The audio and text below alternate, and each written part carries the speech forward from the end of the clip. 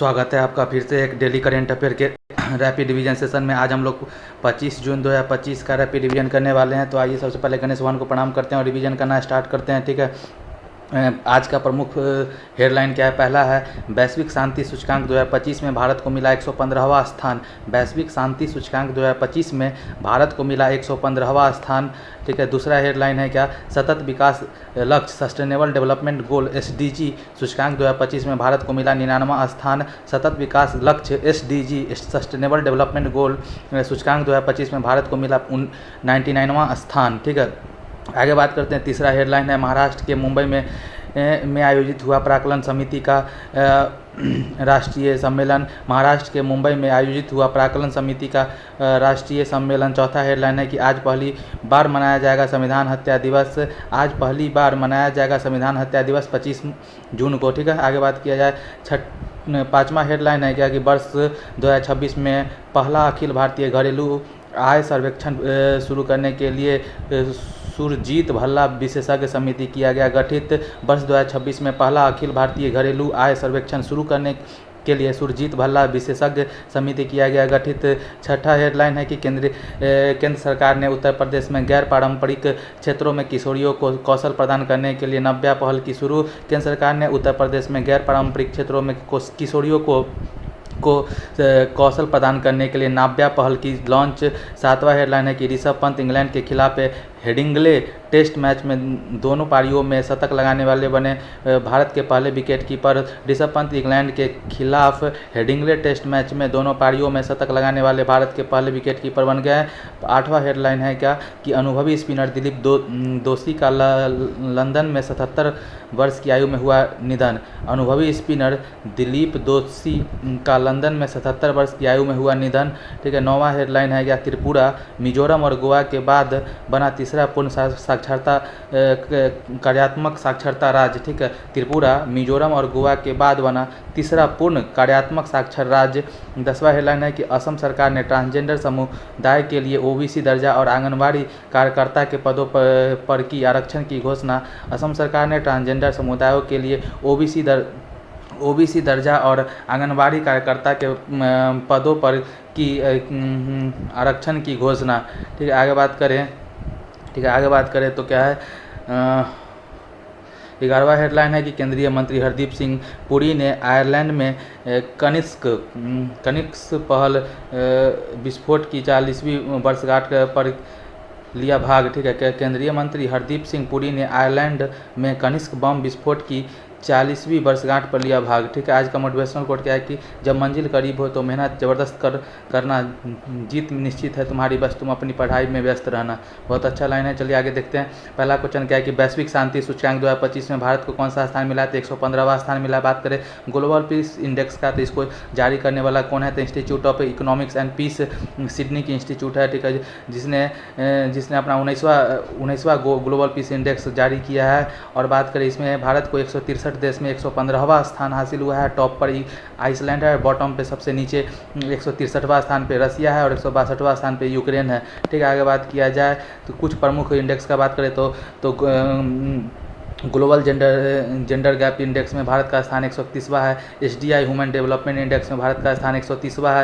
Happiness index में 118वां है। Corruption index में 96वां स्थान है। फायर पावर इंडेक्स में 4था स्थान है। क्लाइमेट चेंज में 10वां स्थान है। क्लाइमेट चेंज परफॉर्मेंस में 10वां स्थान है। और प्रेस फ्रीडम इंडेक्स में 151वां स्थान है। ठीक है, आगे बात करते हैं, फटाफट आगे बढ़े कि हाल ही में वर्ष 2025 के लिए विश्व खाद्य पुरस्कार के लिए चुनी गई मारियंगला हंगरिया का संबंध किस देश से है? तो ये हो जाएगा ब्राज़ील से। हाल ही में वर्ष 2025 के विश्व खाद्य पुरस्कार के लिए चुनी गई मारंगलिया हंगरिया का संबंध किस देश से है? तो ये ब्राज़ील हो जाएगा। आगे बात करते हैं। हाल ही में खेलो इंडिया यूथ गेम 2025 की पदक तालिका में किसने शीर्ष स्थान हासिल किया? हाल ही में खेलो इंडिया यूथ गेम 2025 की पदक तालिका में किसने शीर्ष स्थान हासिल किया? तो ये हो जाएगा महाराष्ट्र ने खेलो इंडिया यूथ गेम का आयोजन बिहार में हुआ था। ये 7वें क्रम का था और इसका शुभंकर गज सिंह था। आगे बात करें तो हाल ही में भारत ने ड्रोन खेलो झुंडों का मुकाबला करने के लिए कौन सी स्वदेशी सुरक्षा प्रणाली का सफल परीक्षण किया? हाल ही में भारत ने ड्रोन झुंडों का मुकाबला करने के लिए कौन सी स्वदेशी सुरक्षा प्रणाली का सफल परीक्षण किया था? भागवास्त्र हो जाएगा। बात करते हैं भारत में अपना परिसर प्रारंभ करने वाली इलिनोइस टेक यूनिवर्सिटी किस देश की पहली यूनिवर्सिटी होगी? USA। आगे बात किया जाए तो हाल हाल ही में सतत विकास लक्ष्य SDG सूचकांक 2025 में भारत को कौन सा स्थान मिला है, तो 99वां, पहली बार भारत टॉप 100 में आया है। बात करते हैं SDG इंडेक्स 2025 का, जिसको ही बोला जाता है सस्टेनेबल डेवलपमेंट गोल, पर्यावरण को ध्यान में रख के किया गया विकास को SDG कहा जाता है। इसका लक्ष्य 2015 से लेकर 2030 तक 17 गोल को निर्धारित किया गया था। इसको जारी करता कौन है, तो UNSSDN है, जिसका फुल फॉर्म होता है United nation sustainable solution network, ठीक है। और बात किया जाए तो इंडिया पहली बार टॉप 100 में शामिल हुआ है। 193 देश में 99वां स्थान प्राप्त किया है, ठीक है। भारत और 2024 में पिछले बार 109 था और इस बार 199 है, ठीक है। और बात किया जाए इस बार का स्कोर, भारत का स्कोर कितना रहा है, तो 67 रहा है। भारत का स्कोर कितना रहा है, तो 67 रहा है टोटल स्कोर। बात करते हैं टॉप पर 5 फिनलैंड रहा है और बॉटम पे दक्षिणी सूडान रहा है, ठीक है। और भारत साउथ एशिया में भूटान और नेपाल भारत से आगे है। 74वां स्थान भूटान का रहा है, नेपाल का 85वां स्थान रहा है। तो साउथ एशिया में भारत से ऊपर कौन कौन है, भूटान है 74 रैंक के साथ, और नेपाल 85 रैंक के साथ भारत ऊपर है, ठीक है। बात करें सस्टेनेबल डेवलपमेंट का डिफिनीसन देने वाले कौन है, तो ब्रंटलैंड कमीशन सस्टेनेबल डेवलपमेंट का डिफिनीसन देने वाले थे। आगे बात किया जाए 131वां स्थान, आप 131वां स्थान ये जेंडर गैप इंडेक्स में हो गया। 118वां हैप्पीनेस का हो गया। 191वां हो गया प्रेस फ्रीडम इंडेक्स। 96वां हो गया करप्शन का। 4 हो गया फायर पावर इंडेक्स। 115वां स्थान किसका है, 115 किसका है, 115 किसका हो सकता है, 115 दिमाग से उतर रहा है। 115 किसका है सर, लिखा है क्या यहाँ पे, 115वां किसका था, 115 किसका है, 115 नहीं पता। 115 का 115 पीस वगैरह का नहीं, आगे देख लेते हैं। नहीं ठीक है, आगे बात करते हैं। हाल ही में 86वें भारतीय शतरंज ग्रैंड मास्टर कौन बने हैं, तो तमिलनाडु के LR श्रीहरि बने हैं। बात करते हैं हाल ही में ऑपरेशन ब्लैक फॉरेस्ट किसके विरुद्ध चलाया गया है। हाल ही में ऑपरेशन ब्लैक फॉरेस्ट किसके विरुद्ध चलाया गया है, तो ये हो जाएगा छत्तीसगढ़ और तेलंगाना की सीमा पे नक्सलवाद को ख़त्म करने के लिए ऑपरेशन ब्लैक फॉरेस्ट चलाया गया। बात करते हैं हाल ही में AI एंकर अंकिता किससे लॉन्च किया गया, तो किसने लॉन्च किया है, तो ये से अंकिता ये से आसाम हो जाएगा। आगे बात करते हैं हाल ही में मृत घोषित किया गया एशिया का पहला याला ग्लेशियर कहाँ स्थित है, नेपाल में, ठीक है। हाल ही में मृत घोषित किया गया एशिया का पहला याला ग्लेशियर कहाँ स्थित है, तो नेपाल में। आगे बात करते हैं हाल ही में विफल रहे इसरो के 101वें मिशन का सफल संबंध किससे है, तो PSLV C61 से इसको लॉन्च किया गया। इसके द्वारा EOS 9 उपग्रह को भेजा गया था जो विफल रहा। आगे बात किया जाए हाल ही में प्राक्कलन समिति का राष्ट्रीय सम्मेलन कहाँ हुआ, तो महाराष्ट्र में हुआ, मुंबई में। बात करते हैं प्राक्कलन समिति एस्टिमेशन कमेटी या फिर अनुमान समिति इसको कहा जाता है। इसका स्थापना 1950 में हुआ था। इसके 75वें वर्ष पूर्ण होने पर 2025 में राष्ट्रीय सम्मेलन मुंबई महाराष्ट्र में किया गया। उसका उद्घाटन ओम बिरला जी ने किया और इस बार का थीम था कि प्रशासन में दक्षता एवं मितव्ययिता लेकर आना। और बात करें केंद्रीय प्राक्कलन समिति के वर्तमान अध्यक्ष कौन है, तो संजय जायसवाल जी हैं। और बात करते हैं कि सबसे बड़ी समिति प्राक्कलन समिति होता है जिसमें 30 सदस्य होते हैं, सभी लोकसभा से होते हैं। सभी कहाँ से होते हैं, प्राक्कलन समिति में टोटल क्या बोलते हैं कि सभी लोकसभा से होते हैं। और बात करते हैं बजट में सरकारी व्यय की जांच करना इसका मेन उद्देश्य होता है। बजट में सरकारी व्यय का जांच करना प्राक्कलन समिति का मेन उद्देश्य होता है। आगे बात किया जाए पब्लिक अकाउंट कमेटी जिसको PAC कहा जाता है, लोक लेखा समिति, इसमें टोटल 22 मेंबर होते हैं और इसमें 15 लोकसभा से होता है और 7 राज्यसभा के होते हैं। इसके अभी वर्तमान हेड के वेणुगोपाल जी हैं, ठीक है। आगे बात किया जाए तो हाल ही में दोहा डायमंड लीग 2025 में ओलंपियन नीरज चोपड़ा ने कितनी दूरी तक भाला फेंक कर रजत पदक जीता है, तो 90 प्लस फेंके थे, ठीक है। 90.23 था आई थिंक, ठीक है। आगे बात करते हैं कि और पेरिस डायमंड लीग में गोल्ड मेडल जीते हैं 88 पॉइंट कुछ मीटर फेंक के। आगे बात करते हैं हाल ही में 12 साल बाद पुष्कर कुंभ कहाँ प्रारंभ हुआ, तो ये उत्तराखंड में हुआ। आगे बात करते हैं हाल ही में भारतीय टीम ने किसे हराकर वर्ष 2025 का south Asia football federation under-19 championship का खिताब जीता है, तो ये होता बांग्लादेश। आगे बात करते हैं हाल ही में दुनिया का पहला मानव मूत्राशय प्रत्यारोपण कहाँ हुआ है, तो USA में हुआ है। आगे बात किया जाए तो अगला है कि पहली बार संविधान हत्या दिवस कब मनाया गया, 25 जून को। बात करें संविधान हत्या दिवस का, तो इसको 25 जून 2025 को पहली बार मनाया गया है। क्यों इसका कारण क्या था कि 25 जून 2075 को थर्ड राजकीय नेशनल इमरजेंसी लगा का ये 50वां वर्षगांठ है 2025। और बात करते हैं कि इस समय इंदिरा गांधी प्रधानमंत्री थी और राष्ट्रपति फखरुद्दीन अली जी थे। और बात करते हैं 1975 में क्या हुआ था, इसके पीछे का कारण क्या था कि 1975 में इलाहाबाद हाईकोर्ट ने निर्णय दिया था कि रायबरेली सीट से जो इंदिरा गांधी का चुनाव है उसको अमान्य घोषित किया जाए और अगले 6 माह तक निलंबित कर दिया जाए। ठीक है, इस बात को सुन के जयप्रकाश नारायण ने इंदिरा गांधी पर इस्तीफा देने का आंदोलन करना, राष्ट्रव्यापी आंदोलन करना स्टार्ट किया, जिसको देखते हुए इंदिरा गांधी ने अंतर्राष्ट्रीय शांति के आधार पर, आंतरिक अशांति के आधार पर 1975 में आपातकाल लगा दिया और सभी प्रमुख नेताओं को जेल में डाल दिया। बात करें नेशनल इमरजेंसी का तो देखिए इसका चर्चा 352वां आर्टिकल में है। और बात करते हैं तो इसका 18वें भाग में 18वें भाग के 352वां आर्टिकल में, और इसमें 3 बार अभी तक राष्ट्रीय आपातकाल लग चुका है। बात करें तो पहला है चीन अटैक के समय 1962 में, फिर इंडिया पाकिस्तान के बार के समय 1971 में, और आंतरिक अशांति के आधार पर 1975 में। बात करें फंडामेंटल राइट, 2 ऐसा आर्टिकल है जो नेशनल इमरजेंसी के समय निलंबित नहीं हो जा सकता, वो है 20 से 21।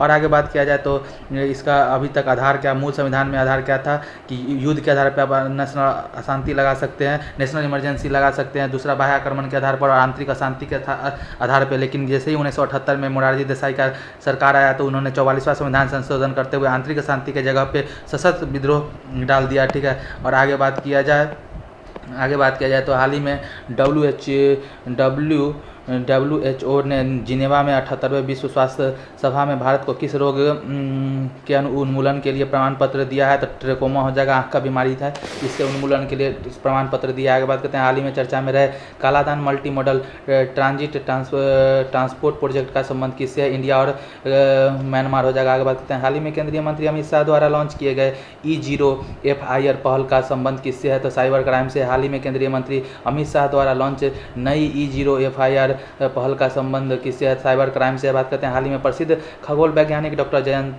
नार्लिकर का निधन कहाँ हुआ है, पुणे में। आगे बात करते हैं कि वर्ष 2006 में पहला अखिल वर्ष 2026 में पहला अखिल भारतीय घरेलू आय सर्वेक्षण शुरू करने के लिए किसकी अध्यक्षता में विशेषज्ञ समूह गठित किया गया है, तो ये हो जाएगा यह सुरजीत।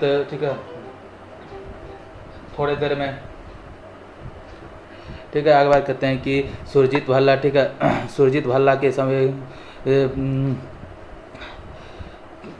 भल्ला की क्या बोलते हैं कि अध्यक्षता में एक विशेषज्ञ समूह के गठित किया जाएगा। बात करें MOSPI का बात किया जाए तो इसका फुल फॉर्म होता है ministry of sample program implementation, जिसका हिंदी में अखिल एवं सांख्यिकी एवं कार्यक्रम कार्यान्वयन मंत्रालय के अधीन आता है। इससे समय पहले कौन इसको लॉन्च करता था, CSO और NSSO को मिला के NSO नेशनल स्टैटिस्टिकल ऑर्गेनाइजेशन, राष्ट्रीय सांख्यिकी ऑर्गेनाइजेशन का गठन किया गया, जिसका मेन उद्देश्य होता है यही राष्ट्रीय आय को जारी करता है हर साल। और बात करें अखिल भारतीय घरेलू आय सर्वेक्षण, अखिल भारतीय घरेलू आय सर्वेक्षण को पहली बार 2026 में क्या बोलते हैं कि जारी किया जाएगा, और जिसके विशेषज्ञ समूह का गठित किया गया, जिसमें सुरजीत भल्ला जी जो कि IMF के पूर्व अर्थशास्त्री रह चुके हैं, उनकी अध्यक्षता में क्या बोलते हैं कि विशेषज्ञ समूह का गठित किया गया है। उसका उद्देश्य है कि आय का वितरण एवं आय की असमानता को कम करने के लिए इसको लाया गया है। बात किया जाए तो आज़ादी के बाद पहली बार कास्ट सेंसस जातिगत जनगणना होने वाला है। ठीक है, इससे पहले 1931 में कास्ट सेंसस हुआ था। ठीक है, आगे बात किया जाए तो हाल ही में पहले खेलो इंडिया बीच गेम का आगाज कहाँ हुआ है, तो दादा दमन द्वीप में हुआ है। और बात किया जाए तो मणिपुर इसमें नंबर 1 स्थान पर आया है। बात करें हाल ही में वर्ष 2025 के अंतर्राष्ट्रीय बुकर पुरस्कार से किसे सम्मानित किया गया है, हाल ही में वर्ष 2025 के अंतर्राष्ट्रीय बुकर पुरस्कार से किसे सम्मानित किया गया, तो बानू मुश्ताक जी को किया गया हार्ट लैम्प पुस्तक के लिए, और दीपा बिष्ट इनको अंग्रेजी में क्या बोलते हैं कि ट्रांसलेट करने वाली है, और बानू मुश्ताक जी कन्नड़ लेखिका है। बात करते हैं हाल ही में पूर्ण कार्यात्मक साक्षर हासिल करने वाला पहला राज्य कौन सा है, तो मिजोरम, दूसरा गोवा, तीसरा क्या बोलते हैं कि तीसरा त्रिपुरा हो गया। आगे बात करते हैं हाल ही में आई प्रगति 13 तुझको अर्पण पोर्टल और अनफ्रीज एप्लीकेशन किसने लॉन्च किया, गुजरात। आगे बात करते हैं हाल ही में भारत वर्ष 2025-26 के एशियाई उत्पादकता संगठन का अध्यक्ष चुना गया। इस संगठन का मुख्यालय कहाँ है, तो टोक्यो में। हाल ही में भारत वर्ष 2025-26 के लिए एशियाई उत्पादकता संगठन का अध्यक्ष चुना गया। इस संगठन का मुख्यालय कहाँ पे, टोक्यो में। आगे बात किया जाए तो छठा है क्या कि हाल ही में केंद्र सरकार ने गैर पारंपरिक क्षेत्रों में किशोरियों को कौशल प्रदान करने के लिए नव्या पहल कहाँ लॉन्च की गई, ठीक है। हाल ही में केंद्र सरकार ने गैर पारंपरिक क्षेत्रों में किशोरियों को कौशल प्रदान करने के लिए नव्या पहल कहाँ लॉन्च की, तो ये उत्तर प्रदेश होगा। बात करें नव्या पहल का, तो इसे केंद्र सरकार ने लॉन्च किया 24 जून 2025 को शुभारंभ किया सोनभद्र यूपी से। सोनभद्र एक ऐसा एकमात्र जिला है जो 4 राज्यों से सीमा बनाता है, झारखंड, बिहार, छत्तीसगढ़ और मध्य प्रदेश से। बात किया जाए नव्या पहल को स्टार्ट करने वाले कौन है, तो महिला बाल विकास मंत्रालय और प्लस कौशल विकास मंत्रालय दोनों मिलके, महिला बाल विकास मंत्रालय और कौशल विकास मंत्रालय दोनों मिलके युवा किशोरियों जिसका उम्र 16 से 18 वर्ष है और वो 10 क्लास पास है, उसको व्यावसायिक प्रशिक्षण स्किल डेवलपमेंट के लिए इसको लाया गया है नव्या पहल को। आगे बात किया जाए तो हाल ही में पीएम नरेंद्र मोदी ने देश भर में 103 अमृत स्टेशनों का उद्घाटन कहाँ से किया। हाल ही में पीएम नरेंद्र मोदी ने देश भर में 103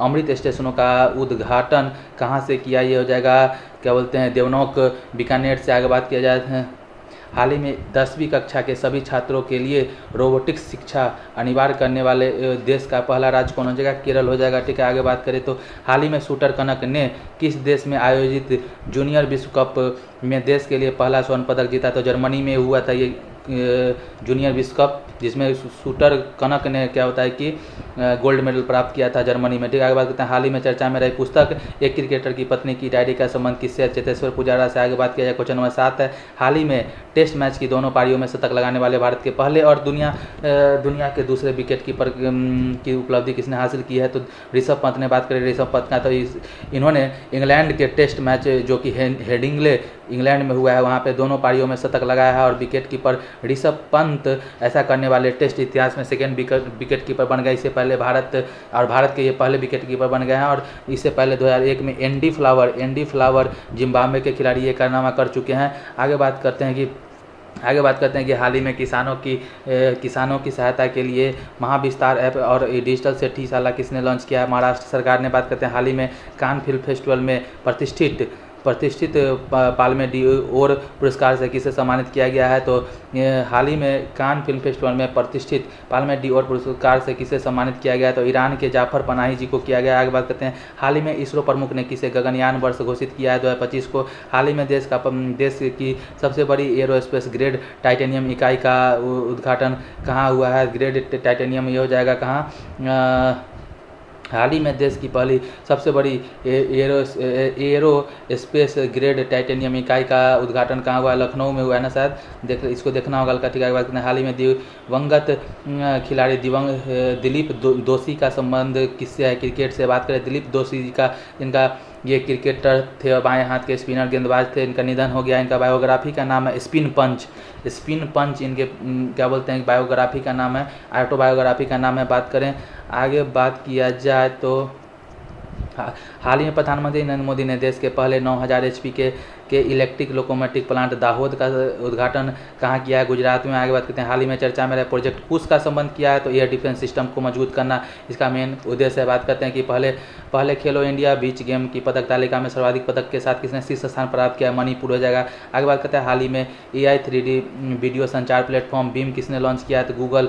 आगे बात किया जाए हाल ही में उल्लास नव भारत साक्षरता कार्यक्रम के तहत तीसरा पूर्ण कार्यात्मक साक्षर राज्य कौन सा बना है, तो ये हो जाएगा त्रिपुरा। बात करें पूर्ण कार्यात्मक साक्षर राज्य बनने में पहला स्थान सबसे पहले मिजोरम ने, उसके बाद गोवा, तीसरा नंबर पे त्रिपुरा रहा है। जिस यहाँ के chief minister doctor Manik Shah ने ये चीज़ घोषणा किया है कि त्रिपुरा अब पूर्ण कार्यात्मक साक्षर राज्य बन गया है। और ये किस कार्यक्रम के अधीन आता है, तो राज्यों को पूर्ण कार्यात्मक राज्य बनाने के लिए उल्लास कार्यक्रम स्टार्ट किया गया था। और बात किया जाए कि उल्लास कार्यक्रम का मेन उद्देश्य था कि नव भारत साक्षरता अभियान के तहत ही आता है। और बात करते हैं कि पूर्ण कार्यात्मक साक्षर राज्य कौन कहलाता है, जिसको बेसिक लिखना पढ़ना और सरल अंक गणित करने आता है, वो पूर्ण साक्षर राज्य के अंतर्गत आता है। और बात किया जाए त्रिपुरा का स्थापना 21 जनवरी 1972 को हुआ था। इस दिन तीन राज्य का स्थापना दिवस है 21 जनवरी 1972 को। एक त्रिपुरा, मिजोरम,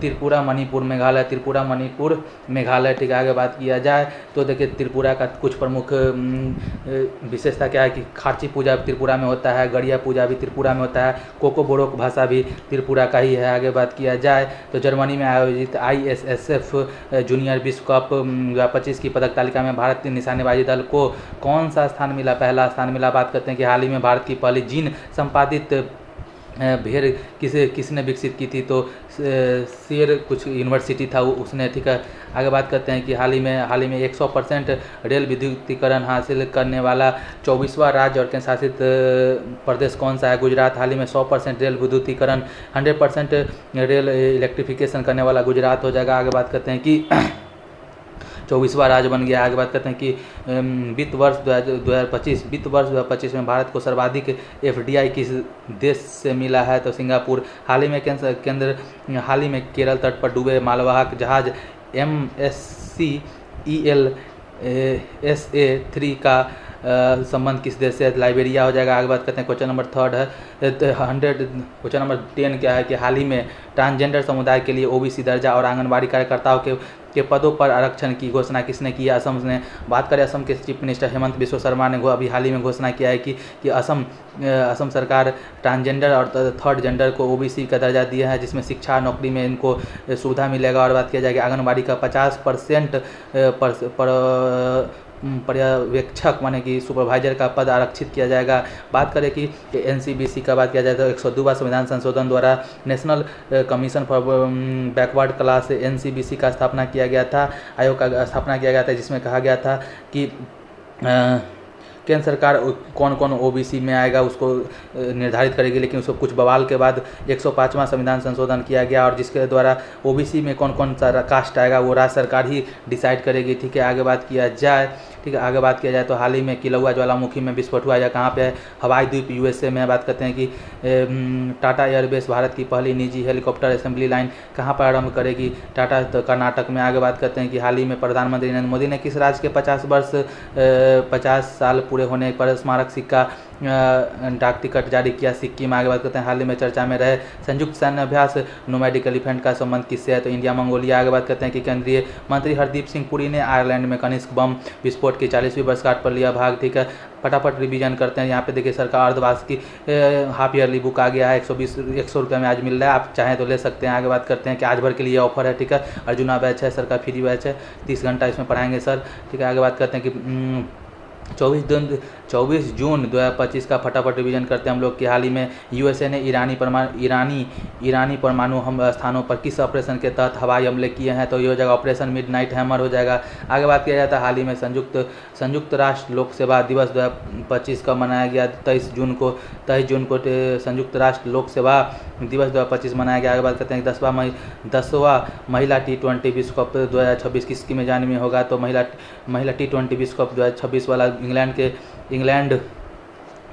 की मेजबानी में होगा। बात करते हैं हाल ही में पेंशन फंड विनियामक और विकास प्राधिकरण के अध्यक्ष के रूप में किसने पदभार संभाला है? तो ये हो जाएगा शिव सुब्रमण्यम रमन के द्वारा। आगे बात किया जाए तो हाल ही में भारतीय दल ने थाईलैंड एशियाई पैरा बैडमिंटन चैंपियनशिप में कुल कितने पदक जीते हैं? तो 27 हो जाएगा। बात करते हैं हाल ही में सेना देशों में 150 टेस्ट विकेट लेने वाले एशियाई गेंदबाज कौन है? जसप्रीत बुमराह बन गए। बात करते हैं हाल ही में केंद्र सरकार ने वन नेशन वन टाइम के तहत भारतीय मानक समय IST के अनिवार्य उपयोग की घोषणा किया। इनका संबंध किससे? 82 डिग्री पूर्वी देशांतर से। बात करते हैं आगे बात करते हैं हाल ही में वर्ष 2025-35 को किसने हाइड्रो पावर का दशक घोषित किया है? तो अरुणाचल प्रदेश हो जाएगा। हाल ही में केंद्र सरकार ने प्रवेश परीक्षाओं कोचिंग सेंटरों पर निर्भरता को समीक्षा के लिए किसकी अध्यक्षता में पैनल का गठन किया है? तो विनीत जोशी के अध्यक्षता में। आगे बात करें तो हाल ही में विमोचित wings to our hope volume 2 किसके भाषण का संग्रह है? द्रौपदी मुर्मू। बात करें हाल ही में जर्मनी में आयोजित ISSF जूनियर विश्व कप 2025 की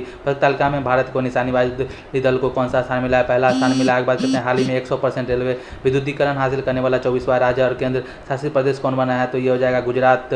आगे बात किया जाता है RBI के बारे में बताइए। RBI का फुल फॉर्म होता है रिजर्व बैंक ऑफ इंडिया। इसका स्थापना 1935 के अधिनियम के 1934 का अधिनियम के द्वारा 1935 में हुआ था। और बात किया जाए ये यंग हिल्टन कमेटी के सिफारिश पर इसको लाया गया था। और आगे बात किया जाए इसका राष्ट्रीयकरण 1 अप्रैल कब हुआ था इसका राष्ट्रीयकरण? इसका राष्ट्रीयकरण 1 अप्रैल कब हुआ था? 1 अप्रैल 1949 को आई थिंक हुआ था इसका, ठीक है। इसी के साथ हमारा आज का रैपिड रिवीजन समाप्त होता है। मिलते हैं नेक्स्ट रैपिड रिवीजन सेशन में, तब तक के लिए बाय।